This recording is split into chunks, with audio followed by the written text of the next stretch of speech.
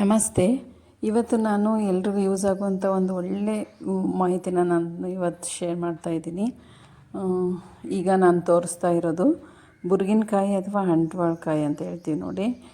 ಅದು ಎಲ್ಲರೂ ನೋಡೇ ಇರ್ತೀರ. ಇದನ್ನು ರೀತಾ ಅಥವಾ ಸೋಪ್ ನಟ್ಸ್ ಅಂತಲೂ ಇದನ್ನು ಹೇಳ್ತಾರೆ. ಇದರಿಂದ ನಾನು ಗೋಲ್ಡ್ ಮತ್ತು ಸಿಲ್ವರ್ನ ಯಾವ ರೀತಿ ಕ್ಲೀನ್ ಮಾಡೋದು ಅಂದರೆ ಚೈನ್ ಏನಿರುತ್ತೆ ನೋಡಿ, ಬಂಗಾರ ಚೈನು ಅಥವಾ ಬೆಳ್ಳಿ ಚೈನ್ ಇರ್ಬೋದು, ಇದನ್ನು ಯಾವ ರೀತಿ ಕ್ಲೀನ್ ಮಾಡೋದು ಅಂತ ತೋರಿಸ್ತಾ ಇದ್ದೀನಿ. ಈ ನಟ್ಸಿಂದ ಕೂದಲು ಕೂಡ ತೊಳೆಯೋದಕ್ಕೆ ಯೂಸ್ ಮಾಡ್ತಾರೆ.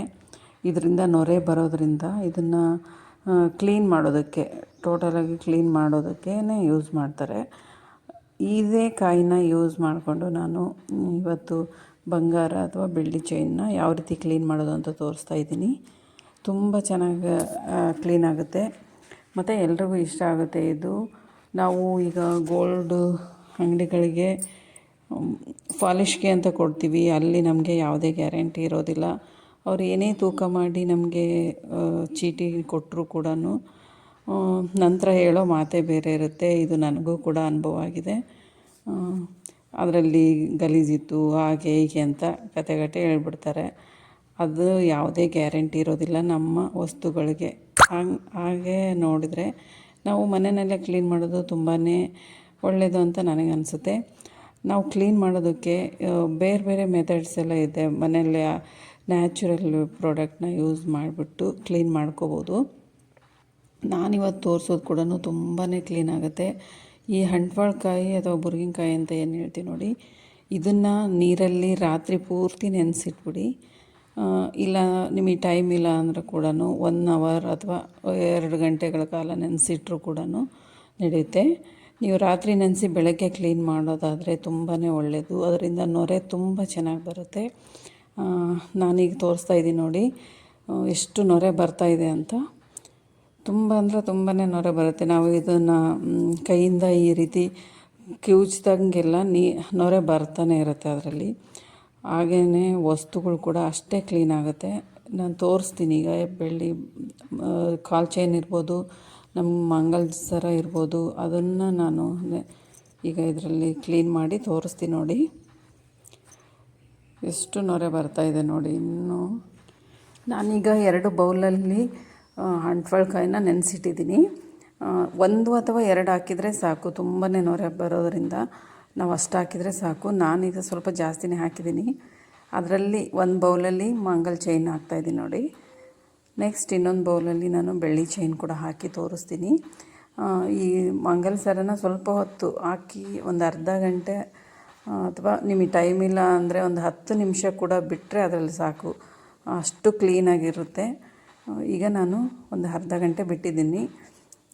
ಎಷ್ಟು ಕ್ಲೀನಾಗಿದೆ ಅಂತ ನಾನು ತೋರಿಸ್ತೀನಿ. ಕಾಲ್ ಚೈನ್ ಕೂಡ ಇನ್ನೊಂದು ಬೌಲಲ್ಲಿ ಹಾಕಿ ನಾನು ತೋರಿಸ್ತೀನಿ. ತುಂಬ ಹಳೆಯದು ಕಾಲ್ ಚೈನು, ಅದನ್ನು ಕೂಡ ಹಾಕಿ ತೋರಿಸ್ತೀನಿ ನಾನು ಯಾವ ರೀತಿ ಕ್ಲೀನ್ ಆಗುತ್ತೆ ಅಂತ.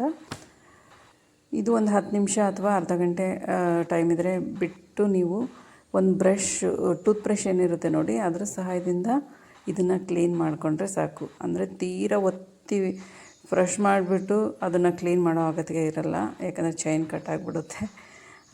ಸ್ವಲ್ಪ ಮೇಲೆ ಸ್ವಲ್ಪನೇ ಬ್ರಷ್ ಮಾಡಿದರೆ ಸಾಕು, ತುಂಬಾ ಕ್ಲೀನಾಗಿ ನಮ್ಮ ಚೈನ್ ರೆಡಿ ಆಗುತ್ತೆ. ನಾವು ಯಾವುದೇ ಪಾಲಿಷ್ಗೆ ಕೊಡೋ ಅವಶ್ಯಕತೆಯೇ ಇರೋದಿಲ್ಲ. ನನ್ನ ಕೇಳೋದಾದರೆ ಗೋಲ್ಡ್ ಅಂಗಡಿಗಳಿಗೇನಿರುತ್ತೆ ನೋಡಿ, ಅಲ್ಲಿಗಂತೂ ಪಾಲಿಷ್ಗೆ ಕೊಡಲೇಬೇಡಿ ಅಂತಲೇ ಹೇಳ್ತೀನಿ. ಯಾವುದೇ ಗ್ಯಾರಂಟಿ ಇರೋಲ್ಲ ನಮ್ಮ ಗೋಲ್ಡ್ಗೆ. ಇದು ನನಗೂ ಕೂಡ ಅನುಭವ ಆಗಿದೆ. ವೇಟ್ ಕೂಡ ಕಡಿಮೆ ಆಗಿರೋದನ್ನು ನಾನು ಗಮನಿಸಿದ್ದೀನಿ. ಕೇಳಿದರೆ ಹೇಳಿದ್ನಲ್ಲ, ಇದು ಅದರಲ್ಲಿ ಗಲೀಜಿದೆ ಹಾಗೆ ಹೀಗೆ ಅಂತ ಹೇಳ್ಬಿಡ್ತಾರೆ. ಎಲ್ಲರೂ ಹಂಗೆ ಇರೋಲ್ಲ, ಆದರೆ ನಮ್ಮ ಹುಷಾರಲ್ಲಿ ನಾವಿರೋದು ಒಳ್ಳೆಯದು ನೋಡಿ. ಈ ರೀತಿ ಬ್ರಷಿಂದ ಸ್ವಲ್ಪ ಕ್ಲೀನ್ ಮಾಡಿಕೊಂಡ್ರೆ ಸಾಕು. ತುಂಬಾ ಅದರಲ್ಲಿರೋ ಡಸ್ಟು, ಕೊಳೆ, ಜಿಡ್ಡು ಏನಿರುತ್ತೆ ನೋಡಿ, ಅದೆಲ್ಲ ಕ್ಲೀನಾಗಿ ನಮಗೆ ಒಳ್ಳೆ ಫಳ ಅಂತ ಹೊಳೆಯುವಂಥ ಗೋಲ್ಡ್ ಚೈನ್ ರೆಡಿ ಆಗುತ್ತೆ. ಇದೇ ಥರ ನಾನು ಕಾಲ್ ಚೈನ್ ಕೂಡ ಕ್ಲೀನ್ ಮಾಡ್ತೀನಿ. ಇದನ್ನು ಈಗ ಸ್ವೀಟ್ ನೀರಲ್ಲಿ ತೊಳೆದು ತೋರಿಸ್ತೀನಿ ನೋಡಿ. ಆಕ್ವಾ ನೀರೇನಿರುತ್ತೆ ಅದರಲ್ಲಿ ಕ್ಲೀನ್ ಮಾಡಿಕೊಂಡ್ರೆ ಸಾಕು. ಎಷ್ಟು ಶೈನಿಂಗ್ ಇರುತ್ತೆ ಅಂದರೆ ನೋಡ್ಬೋದು ನೀವು.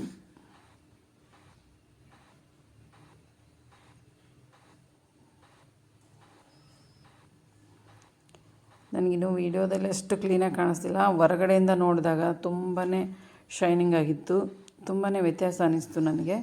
ನೋಡ್ತಾ ಇರ್ಬೋದು ನೀವು ಯಾವ ರೀತಿ ಶೈನಿಂಗ್ ಬಂದಿದೆ ಅಂತ. ತುಂಬ ವರ್ಷದ ಹಳೆ ಚೈನು ಇದು, ತುಂಬ ವರ್ಷ ಆಯಿತು ಮಾಡಿಸ್ಬಿಟ್ಟು ಅದನ್ನು. ನೋಡಿ ಆದರೂ ಯಾವ ರೀತಿ ಶೈನಿಂಗ್, ಗೋಲ್ಡೇ ಅಲ್ವಾ, ಆದರೆ ಶೈನಿಂಗ್ ಯಾವತ್ತೂ ಅದು ಬಿಟ್ಕೊಡೋದಿಲ್ಲ.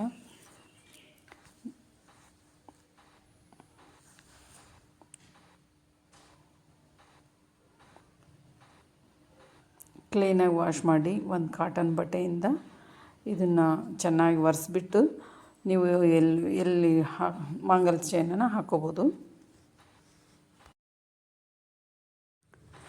ನನಗಂತೂ ಈ ರೀತಿ ಕ್ಲೀನ್ ಮಾಡಿದ್ದು ತುಂಬಾ ಇಷ್ಟ ಆಯಿತು. ನ್ಯಾಚುರಲ್ಲಾಗಿ ಯಾವುದೇ ಕೆಮಿಕಲ್ನ ಬಳಸ್ದೇ ಗೋಲ್ಡನ್ನ ಕ್ಲೀನ್ ಮಾಡ್ತಾ ಇರೋದು ಇಷ್ಟ ಆಗಿದೆ ನನಗೆ. ನೀವು ಕೂಡ ಒಂದು ಸರಿ ಟ್ರೈ ಮಾಡಿ, ತುಂಬಾ ಚೆನ್ನಾಗಿ ಅನಿಸುತ್ತೆ. ಈಗ ಬೆಳ್ಳಿ ಕಾಲ್ ಚೈನ್ ಕೂಡ ನಾನು ಕ್ಲೀನ್ ಮಾಡಿ ತೋರಿಸ್ತೀನಿ ನೋಡಿ.